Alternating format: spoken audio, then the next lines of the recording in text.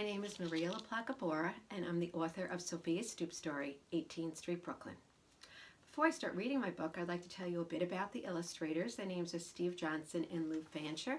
They're a husband and wife team, very talented illustrators, and they've illustrated for many famous authors. One of the books that they've illustrated was for Maya Angelou, and the title is Amazing Peace. Beautiful, beautiful collage illustrations. Another is for Mary Pope Osborne. The title of this book is New York's Bravest. And here's a third by Dr. Seuss, and the title is My Many Colored Days. As I said, they're a very talented team of illustrators. They've illustrated many, many books, and this is my book. I am thrilled that my publisher, Blue Merlin Publications, was able to hire them to illustrate my book. So I am thrilled. Without further ado, I will begin to read my book, Sofia's Stoop Story, 18th Street, Brooklyn. And here we go. This book is dedicated or in memory of my Uncle Frankie, my Nana, my parents, Joe and Marie, my sister Donna, my husband Glenn, my children Erica, Kurt, and Brett, and my grandson Dylan, who always loves to hear a good story. Well, now I have 4 more grandsons, so my next book will be dedicated to them. Nobody's left out. Okay, I will show you the illustrations and hide my face because I know you'd rather see the illustrations than me. So here we go. I love Sundays. All of my cousins and I spend the day on 18th Street. That's where my Nana lives, and my Uncle Frankie, my Aunt Emanuela, my cousin Anna, my cousin Giuseppe, my cousin Antonio, my cousin Arturo, my cousin Amelia, and my other cousin Amelia. And, well, everyone in the Fisco family. Everyone except me. I live on Long Island. But on Sundays, 18th Street, Brooklyn, is my home. Uncle Frankie lives next door to Nana. In Brooklyn, the houses are close to each other, so close that sometimes they're connected. And every house has a stoop. Uncle Frankie's stoop is my favorite. It's painted red and white, and there are lots of steps, one for each of my cousins and one for me. There's even a step for Uncle Frankie, but he doesn't sit on it. He sits on an aluminum folding chair. Uncle Frankie says his butt's too old and bony to sit on the stoop.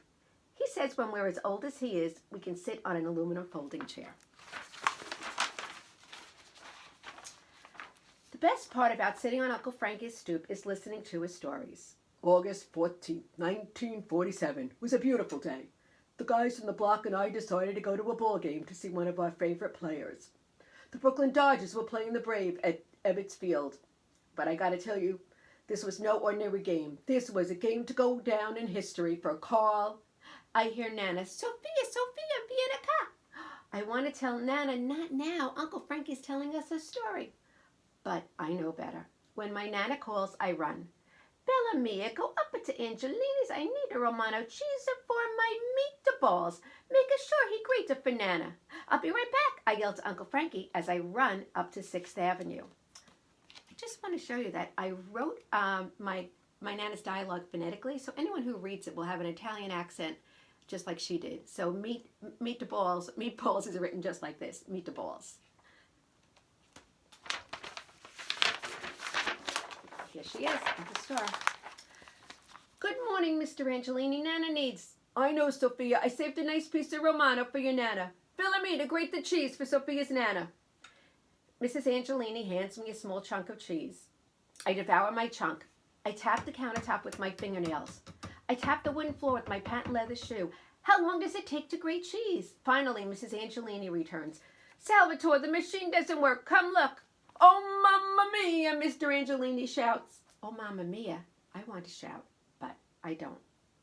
I hear the hum of the grater. Mrs. Angelini hands me the bag of grated Romano cheese. I hand her the money and race out the door, almost forgetting to say thank you. The sweet aromas of basil, garlic, and tomatoes reach me 2 houses before Nana's. Nana makes the best gravy in all of Brooklyn.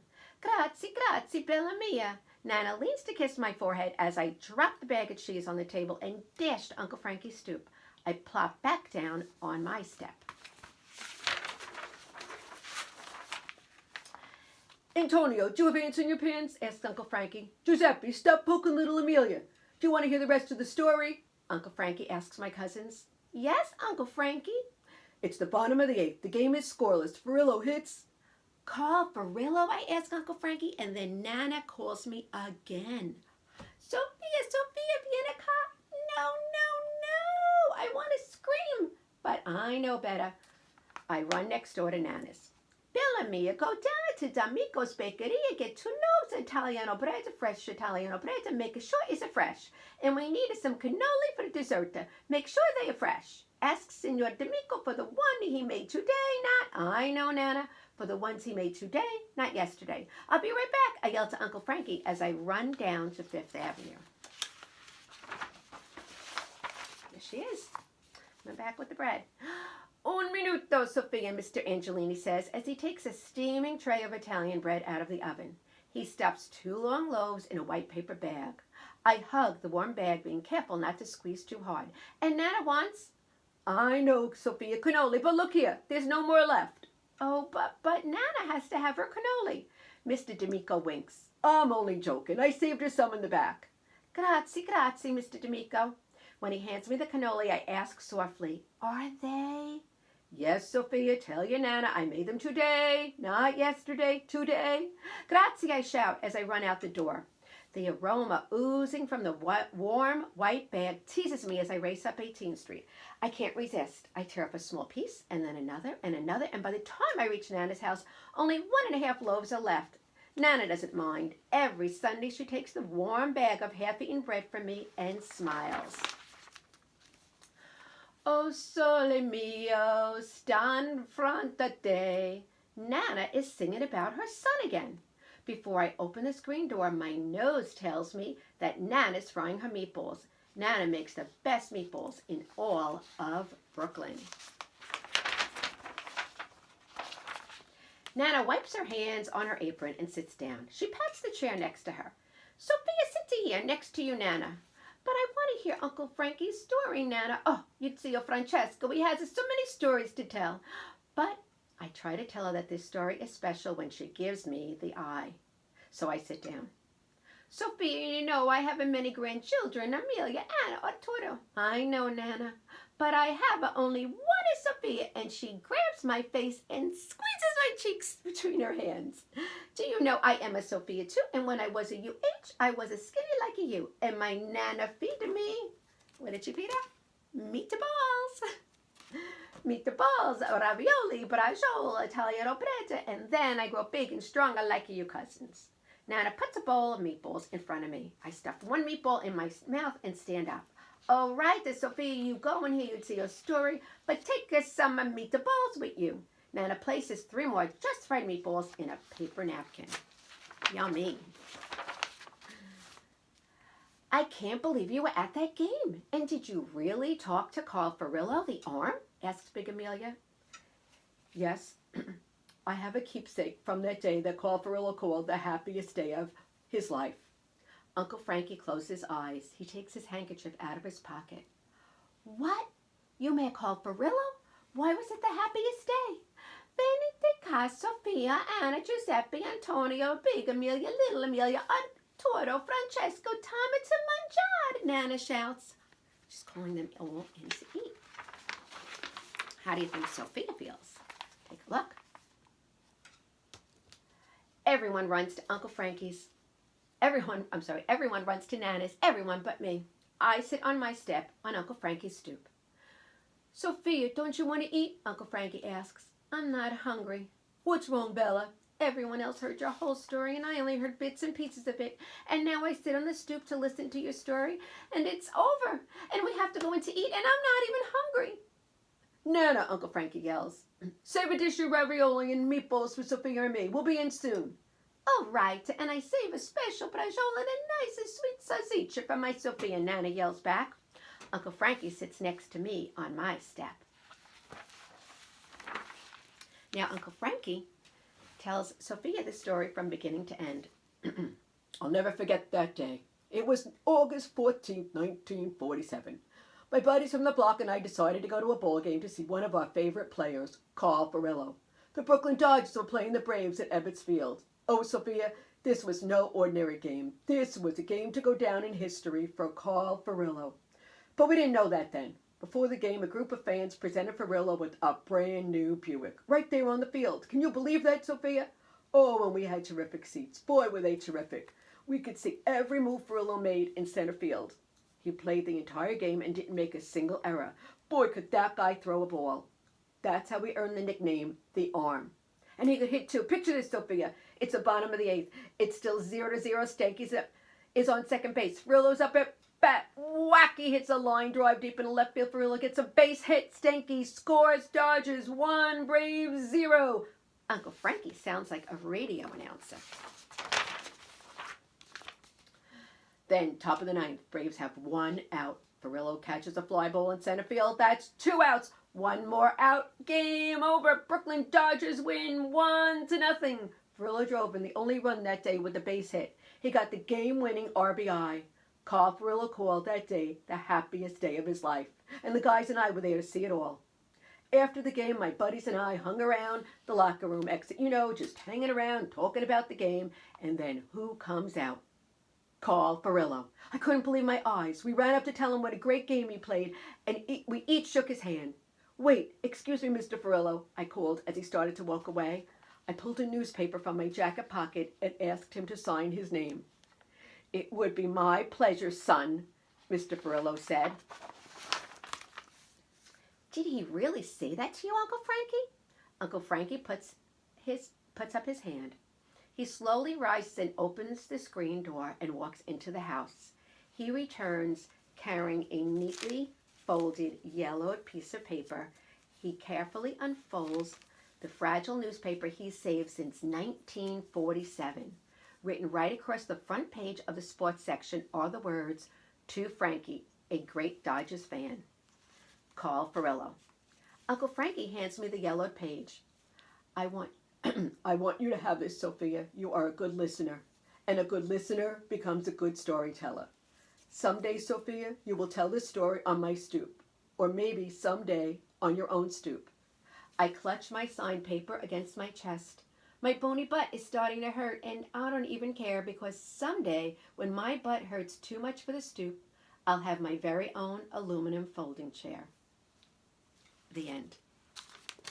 I hope you enjoyed that story. I just want to tell you, read to you a letter that I wrote to the reader, but right now you're the listener, so here we go. It's in the back of the book.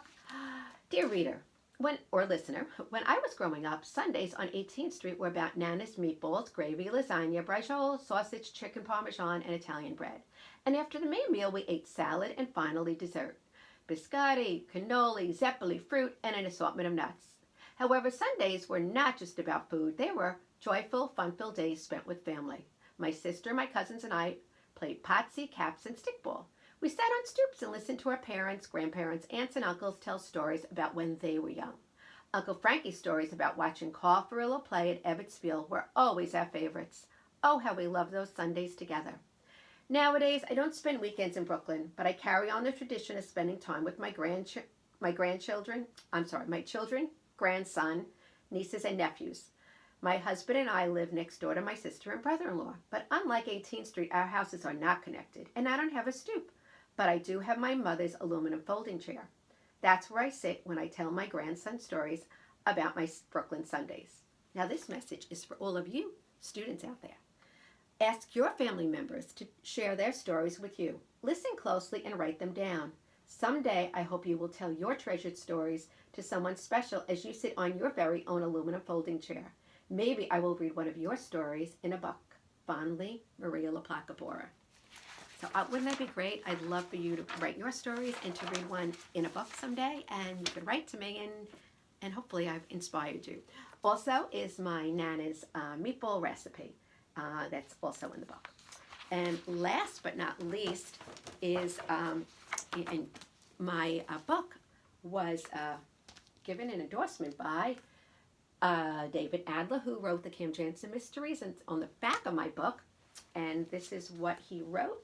He wrote, "Sit on the Brooklyn stoop with Sophia and listen to and enjoy, as I did, the story of her uncle's brush with history." David Adler, author of Cam Jansen Mysteries. Also, Carl Farillo Jr., the son of the baseball player, Brooklyn Dodgers baseball player, wrote this comment on the back. My father believed that baseball players belonged to the people. Now, thanks to Sofia's Stoop story, Carl Farillo belongs to a new generation of fans. Carl Farillo Jr. So I am just so honored that they were able to write those wonderful comments on the back, and I'm also honored that my book received this Teacher's Choice Award. As a former teacher, it's quite an honor to be recognized by other teachers. A couple of more things to share. This is a family photo of my extended family in Brooklyn in 1954, and my cousins and I were able to name all of the people in this photo. I'd like you to take a look at it. I thought you might enjoy seeing this. It was quite an undertaking to do. This was actually before I was born in 1954 at a hotel in Brooklyn. And last but not least, I'd like to share with you my Uncle Frankie's chair. My cousin shared it with me, actually gave it to me so that I could bring it around to my school visits. So let me show this to you. It's right here. Here is Uncle Frankie's chair. And here are my many books. This is my reading room. And lastly, I just like to thank you for joining me, and a special shout out to all of my former students, all thousands of them, and to my nieces and nephews, and to my wonderful 5 grandsons. Okay, everybody, have a wonderful day. Please be safe. Thanks. Bye-bye.